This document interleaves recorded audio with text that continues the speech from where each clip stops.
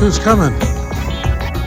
It's Rich Boritz. Hey Ed, how are you? Real So good. you said you wanted to talk.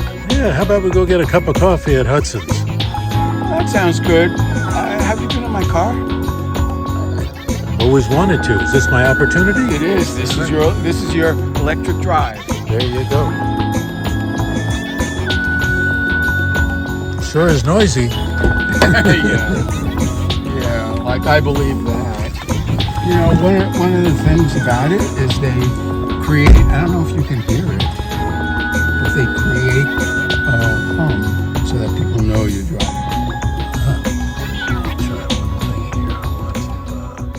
So this is a really neat looking car, Rich. How long have you had it? I had it since 2018. It's almost 4 years old. Right. Yeah, I was one of the first adopters of electric cars. I loved it. Well, why don't we, see if we can get a cup of coffee? Any idea where you want to get a cup of coffee? Yeah, let's go to Hudson's. You mentioned that. I like Hudson's. That's a great place. All right. Okay. So, I wanted to spend a little time with you because of your role here for many years as the president of the Democratic Club. When did you first get involved with the Democratic Club? Oh, my God. That's such a long time ago. It was actually within the year that I moved here in 2014. Came in April, and this is sometime in the summer, like August or so. And when did you become the president? Well, that's too soon. Too soon. Too soon? Okay. Here we are. We're at Hudson's. Why don't we go in, and I'll tell you more about that. Very good. All Okay. right. Look forward to it. Great.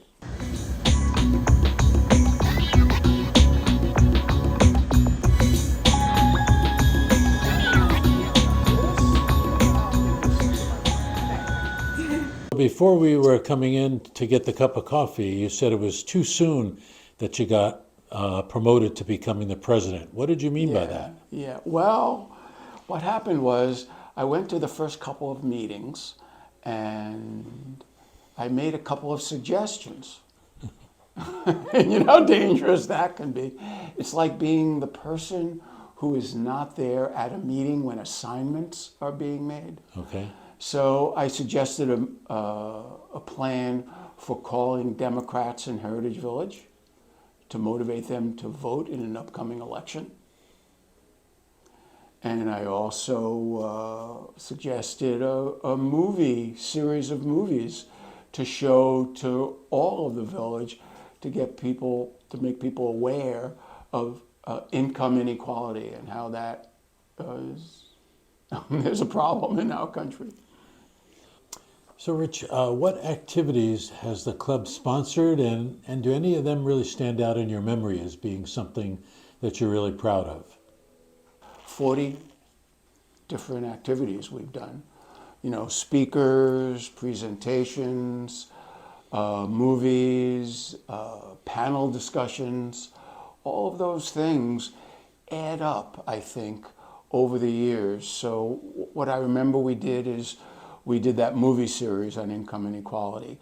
We had somebody who talked about gun violence prevention programs. His name is Stacy Spell.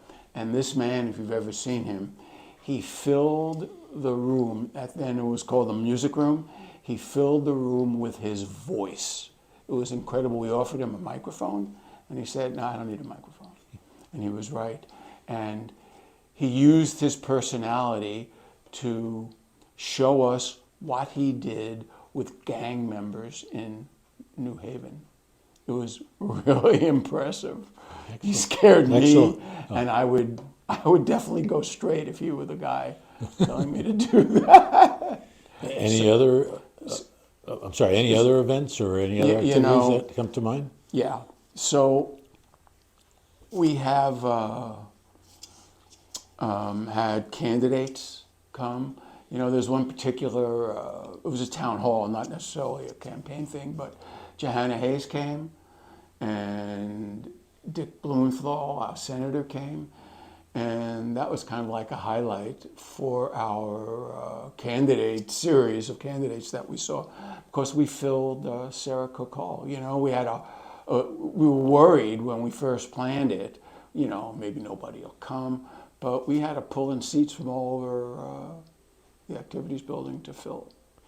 Well, and how do you go about getting new people to join the club? I mean, new people who've moved into the village, or are people encouraged to participate? Yeah, well, that yes. As a matter of fact, I think we slipped over the pandemic. We had a problem, and I have to be honest. I think it was a handful of people kept the club going during the pandemic because we had no activities. We couldn't do anything. It was Zoom this and Zoom that, and so I'm working on that now. I think engaging people is my priority now. Well, just to let people know, when are the meetings, and what do people need to do if they want to come to a meeting? Okay, that's a great question.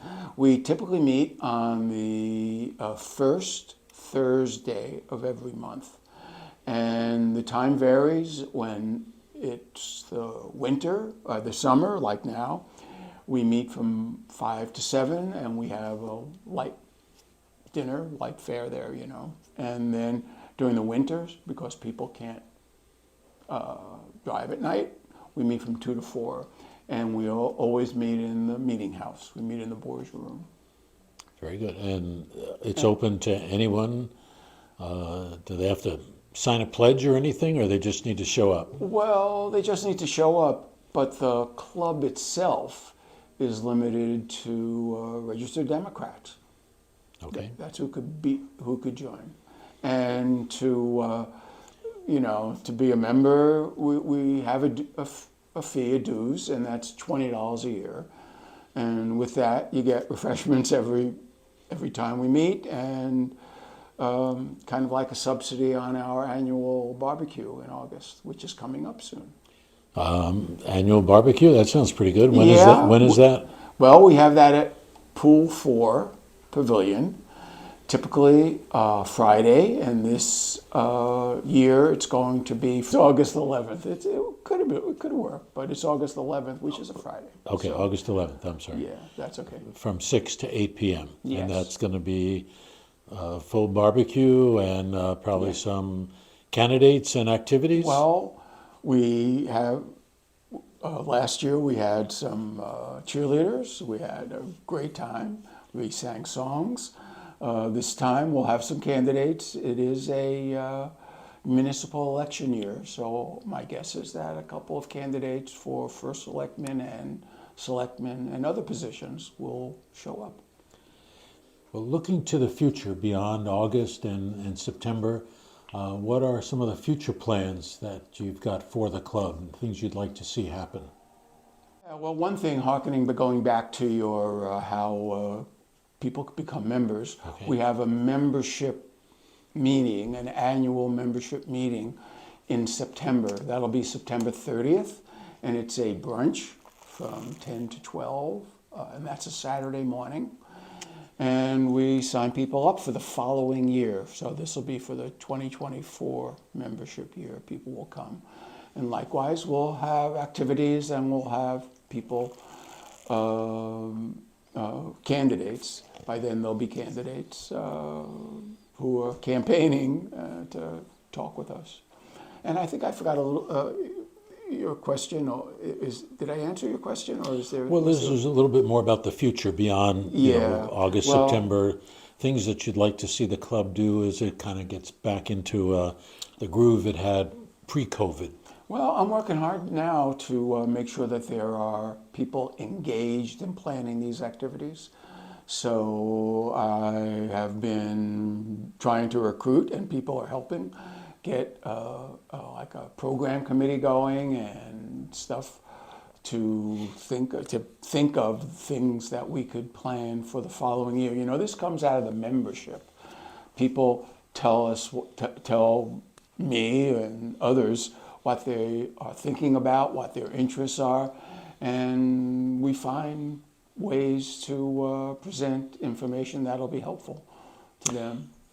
Well, I think it would be worthwhile saying a word or two about how the club has gotten people engaged in supporting candidates, either with Yeah. letter writing, Yeah. postcards, et cetera, the nuts and bolts of So, campaigns.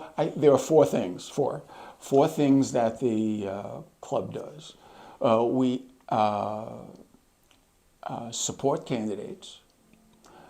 We also advocate for issues that are important to us. And then we educate the public. And then we make sure that people are engaged in the electoral process and serve. I do emphasize that people should be on commissions and committees and serve. So those are the four things that I look for. And when you speak about issues, Rich, what do you think are the main or the most important, three most important issues for members of the club? If you want to throw in a fourth issue, you can do that. But thinking about the club members, what are the issues that most motivate them? Well, one is definitely healthcare. People are concerned about access to healthcare and making sure that Medicare is funded, Medicaid is really important for us too. So I think both of those, making sure people keep their medical coverage, that's important.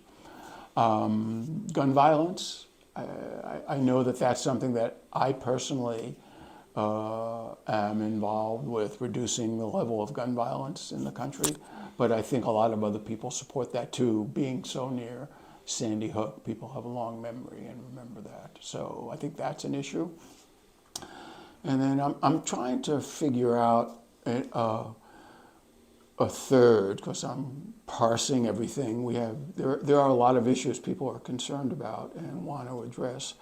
I think women's rights and abortion and making sure that women have access to contraceptives, and we don't have that issue so much in Connecticut right now, but with the Supreme Court and the federal government, decisions that they make can affect the freedom that women have in this state. So. All right. Well, Rich, thanks for sharing a little bit about the Heritage Village Democratic Club. And I guess we'd say we encourage people to come by and Please. to a meeting and learn more about what you're up to. Please. And all of our events, when they're public, are open to everybody in the village.